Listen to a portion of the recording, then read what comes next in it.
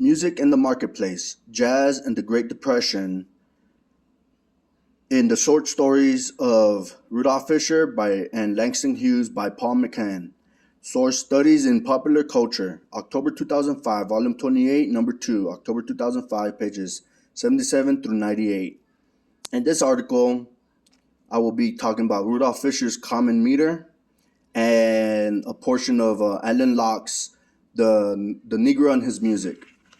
The Common Meter is a short story about a cutting contest, sort of like a dance-off, and it's performed by Fess Baxter's Firemen and Bus Williams' Blue Devils. Fess Baxter, he basically tries to win this lady. Her name is Jean Ambrose, who Bus Williams had proposed to earlier. Bus Williams, he becomes upset and jealous because he overhears Fess Baxter telling one of his bandmates that Gene offered to sleep with him for money. In the end, the audience is the one that chooses who wins, and they end up choosing Fess Baxter and his firemen as the winner. But ultimately, it's not, even though he wins the contest, it's not their choice on who Jean Ambrose is going to go with, which she chooses to go with Bus Williams. My interpretation on that is that Jean Ambrose chose Bus Williams because he wasn't doing it and trying to win her with money. He was doing it through his music, through his love of jazz, and that's the way he was trying to win her. Some would say the purity of it, not because of money or anything like that. And she chose Bus Williams over him because basically Fess Baxter, he's basically trying to make her out to be a whore, and she just ain't having it, So in this one, love conquers. Love wins over money. And it's kind of similar to how Rudolph Fisher views jazz in general.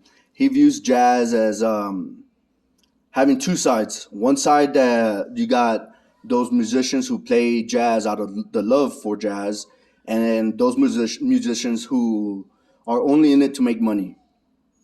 Alan Locke, he kind of contributes to this view in his own short story written in 1936. It's called The Negro and His Music.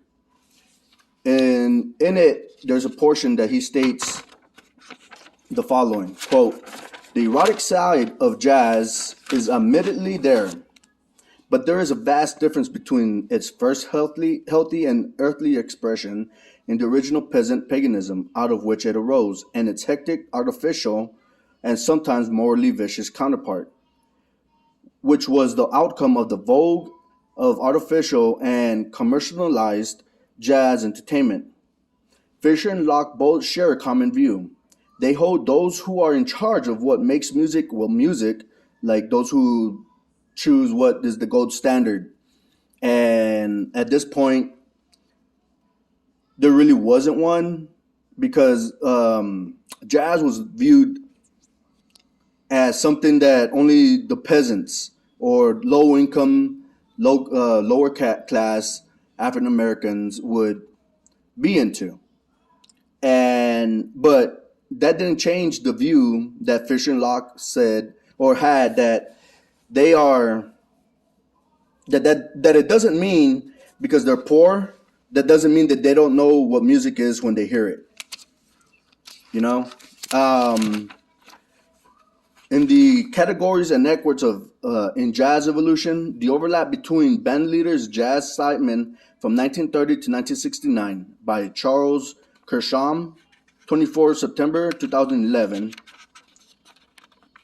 Charles Kirschbaum chooses to expand on a paper that was previously written by Richard Peterson in 1977.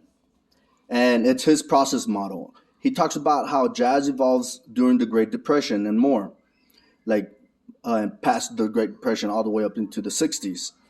Kershaw hypothesizes that overlapping of sidemen is the main reason that jazz evolved. The older jazz sidemen um, would team up with younger generations, thereby kind of contributing to a newer style. And in it, and that's the main reason that jazz evolved.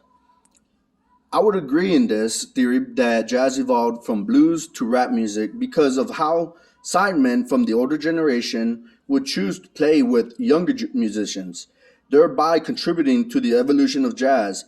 And I believe that there would be no R&B, pop, or rap if it wasn't for jazz.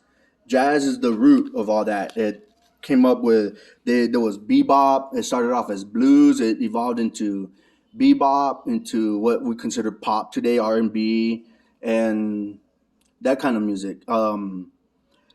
This paper offers other explanations for this evolution through the use of graphs. That's what Charles Kershaw used. He uses a lot of graphs, bar graphs, line graphs, to explain and to prove how sidemen contributed during these eras, especially the homophilia of how the sidemen would choose to start it off in the 30s, where they would generally the African American sidemen would choose to only play with African Americans, and and all that. Today it's a lot more different. It's evolved out of that, but I will instead look at how Europe may have had a bigger impact than America and how jazz evolved. Um, Kershaw gives two possible explanations, one being that European musicians used American sidemen to promote jazz, thereby giving it credit, street cred, over to, they can sell out in Europe. The the other explanation being that, quote, Europe was a safe harbor for African American sidemen, still marginalized in the United States in the period before the Civil Rights Movement. C.Kirschaum, Poetics, 52, 2015, pages 154 through 178. Um, in conclusion, I conclude that jazz started as music focused on and written by and for African Americans, but the music transcended race and gender. Through love of jazz music, its beauty is and always has been for the world to enjoy.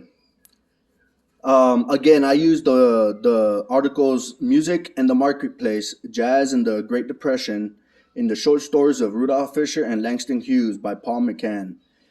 Sources is Studies in Popular Culture, October 2005, Volume 28, Number 2, October 2005, pages 77 through 98. That one entry was on pages 155 through 178, and it's from C.Kirschaum, Poetics 52, written in 2015 or published in 2015. Also, that article was part of the Categories and Networks in Jazz Evolution, the overlap between band leaders, jazz sidemen from 1930 to 1969 by Charles Kershaw, 24 September 2011. Thank you. You have a nice day.